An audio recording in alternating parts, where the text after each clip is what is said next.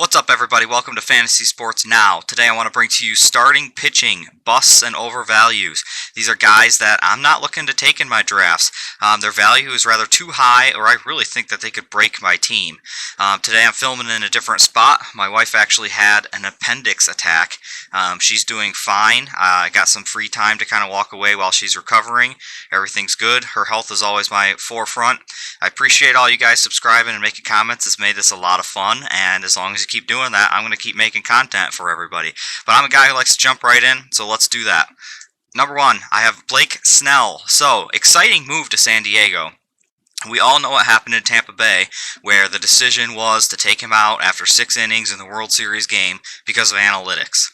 I get it. I get why they did it. It didn't really make sense in the World Series, though. I mean, it's a tough one. But the thing is, moving to San Diego is obviously going to be a good move because it's a good ballpark, another good team, good offense. The problem I have with Blake Snell is I think too many people are buying into that, and I think too many people think that all of a sudden, because he's moved teams, his innings are going to spike. I really don't see San Diego saying, hey, Snell, I know Tampa Bay only let you go 5 or 6. We're going to let you go 8. I just don't see that because it's not how he's pitched and it's not good for his health. He has been hurt a lot, and just all of a sudden spiking his innings is not the way to keep him healthy, and I don't think San Diego has any interest in him getting hurt. They already have a lineup of injury-prone or injured pitchers right now, so maybe he'll get into the 7th inning, but I think they're going to baby him a lot more than what people are leading on, and I think that's probably the right decision. If they want him late in the season, they're probably going to want to baby him a little bit. Next is actually kind of a similar story with Brandon Woodruff. I feel like Woodruff he's emerging. He's been good. I've always felt he was an injury risk, but I feel like Milwaukee's done a good job of managing that. But us as fantasy kind of guys and gals, 150 innings this season isn't really enough. We want these guys who are getting 200 innings, even above that. It's pretty rare now, but at least get me to 180. I don't see Woodruff, honestly, I don't see him getting much past 160 innings, which means all of his stats will be down. They're taking Woodruff before Snell. I think that he's equal in talent, if not better, honestly. But I really think that they're going to cap his innings like they always have been to try to keep him fresh, to keep him from getting hurt, because I really feel like the 2 guys you see on the list right now are one bad throw away from being hurt for a very long time. Moving on is actually Clayton Kershaw, another guy that I'm just kind of avoiding. I actually really like Kershaw. I love his competitiveness. I just like that he is out there and he's grinding, but these back injuries are really starting to rack up for me, and there's guys around him that I would just rather take because I know that they don't come into the season with these precursor injuries. So as much as I like Kershaw, I think his name is holding a lot of weight, and I think that, you see the average draft pick there of 29, so people are taking him, late 2nd to early 3rd round. I'd much rather take a hitting, anything really, because it's safer, and I know that Kershaw, he's getting a little older. They were talking about retirement with Kershaw. I think it was last week, and I don't know why they would, and he confirmed, I'm not going to do that.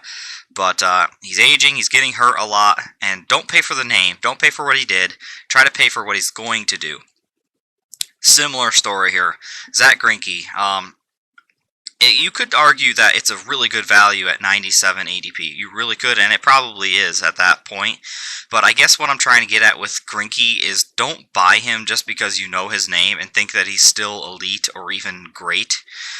He's aged. His velocity has been dropping for quite some time now. But that's kind of how he is, though. Don't be too afraid when he comes into spring training throwing 88.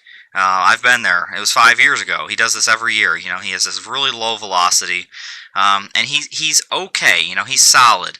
But if you go out and try to draft him, honestly, rank 26, I would much rather take a high upside guy than Greinke. I think this is finally the year where Greinke feels old and he pitches old. and not old like Greg Maddux where he's like painting the corners, just where he's just not as efficient and effective. That's my gut feeling on Greinke. He hasn't done that yet. It's a matter of time, but I really feel like the wheels are going to fall off, and this seems like a good year for that to happen. Jumping into busts, these are guys that I kind of if you put too much stock into, then I feel like you're making a mistake, and it could sink your team potentially. So that's kind of how I define busts, and I want to jump right into with Lamet. So last year, Lamet had the best season he's ever had. He's another one of these San Diego guys. Best season he's ever had. It was awesome. It was great to watch. I really like him. I really like San Diego, honestly. Even being, a Detroit guy, watching San Diego was fun. Tatis hitting home runs, and, Machado playing hard, and this team that kind of was nothing, spending, and actually having a team that was good. That was fun to watch. So, I was a fan of Lamet, but everybody seems to be forgetting that last year at the end of the year and his last start of the regular season, he had a bicep injury and didn't pitch again for the rest of the year. So far, I haven't seen too much on an update on him in terms of that being an injury that's going to stay with him.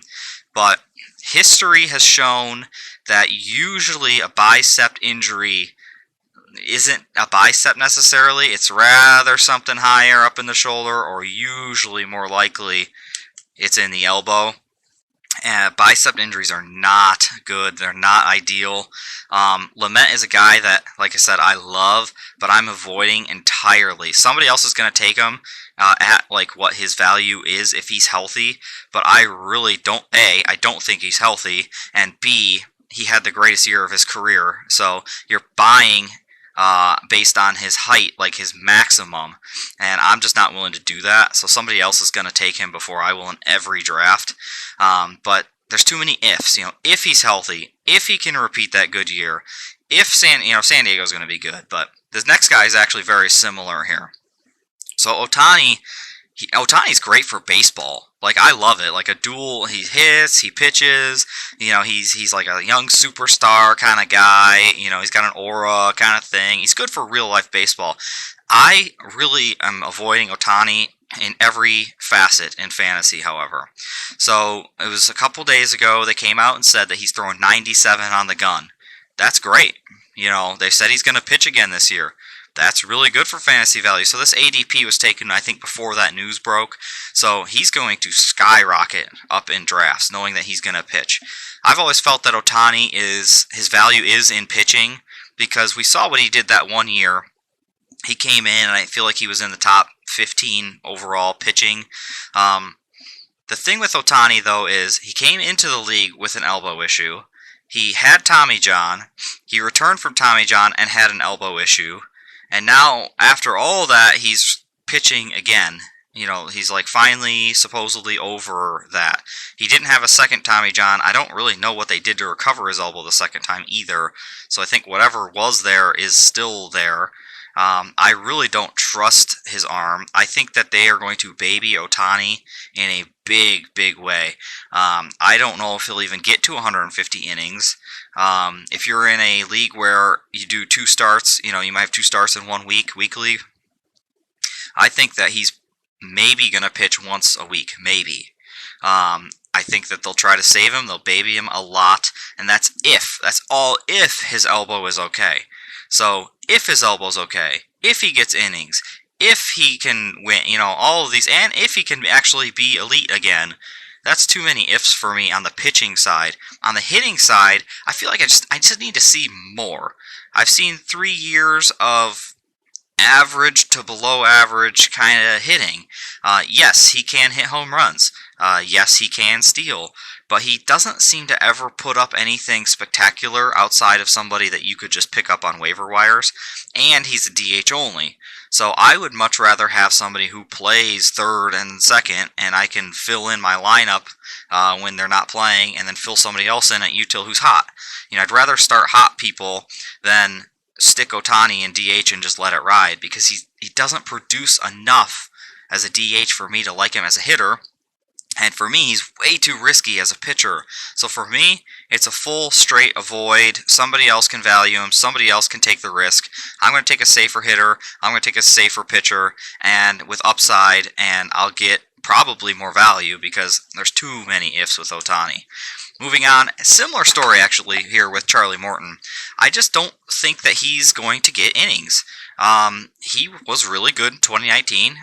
People forget how old he is too. I think he's nearing his high 30s, which obviously you're not old in your high 30s, but as a pitcher, you start to kind of lose that velocity, and I think of him as just one of these aging guys that isn't going to throw more than 160 innings. Like Woodruff, they're protecting because they're trying to protect his arm, but for Morton, it's just I don't see it. It's just and 117. That's a really high draft pick for Morton, and I'm not buying. I'm buying the 2019. I get that he's improved. I get that he's finally had that breakout season, but 2 years removed, already aging.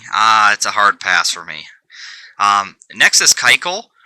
He had a good year last year. He was kind of a strange one because he had that whole contracts holdout issue, and then he didn't pitch, and they came into the middle of the season and he tried to pitch and it didn't work.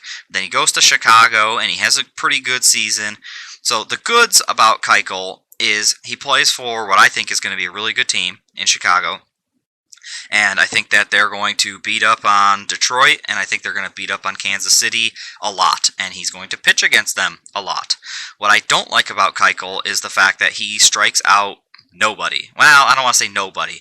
It's like every game you could guarantee Keuchel goes 6 innings and gets 2 strikeouts. Whether he gives up 6 runs or 2 runs or whatever it might be, that's the thing that we're worried about. But strikeout numbers don't really fly off the stat line at all. They just aren't existing, and he's aging.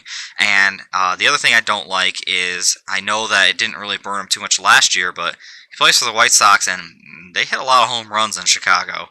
Over the course of a full season, I think that number is going to spike a bit. So I think he's actually going to kind of come back to normal a little bit. I'm just out on Keuchel. There's just too many factors. I know if you're in it because he's going to play Kansas City and Detroit a lot, start him on those weeks, sure, alright, fine. But if you're starting him against the Minnesota Twins or even Cleveland, I'm out. The last one is I don't want you to buy in to Corey Kluber unless the entire league has completely forgotten that Corey Kluber exists. Then that's fine. Then you could take a stab at him late in the draft. But here's the thing about Corey Kluber is he's been hurt for the last 2-3 years now. He really hasn't had a full season in a long time. He is aging, and he's got the now New York Yankee aura about him. He's the guy that they're bringing in who's gonna change. He'll revitalize his career in New York, and he'll be big and da da da da da. Pitching in New York is actually not really a good thing. Because there's so many bombs that get given up there. If he somehow can return to the way he pitched in Cleveland, then he'll be fine, but there's no chance that that's going to happen. And even if you're taking him late as a sneaky pick, it's not going to happen. I hope it does. I like Kluber. He was really good for a long time, but I just don't see it. I see a lot of home runs, a lot of hits coming out of there. I'm just not buying it, and honestly, I'm not even buying that he's going to pitch that much this year. Those injuries linger, and he is aged, and what else can you say about it? So, guys, this is the list here. I am basically everything that you see. I guess it's on this side. There you go. Everything that you see on this side, I'm just skipping. I'm looking past them. I'm taking high upside pitching. I would rather have Chris Paddock than everybody on this list. I'd be looking at Nate Pearson before probably everybody on this list, and this is just a prospect name. So, and most of it has to do with injuries, and a lot of it has to do with I don't think the innings are going to be there for a lot of these guys. So be aware of that as you go into your drafts this year. Appreciate you guys. Have a good one.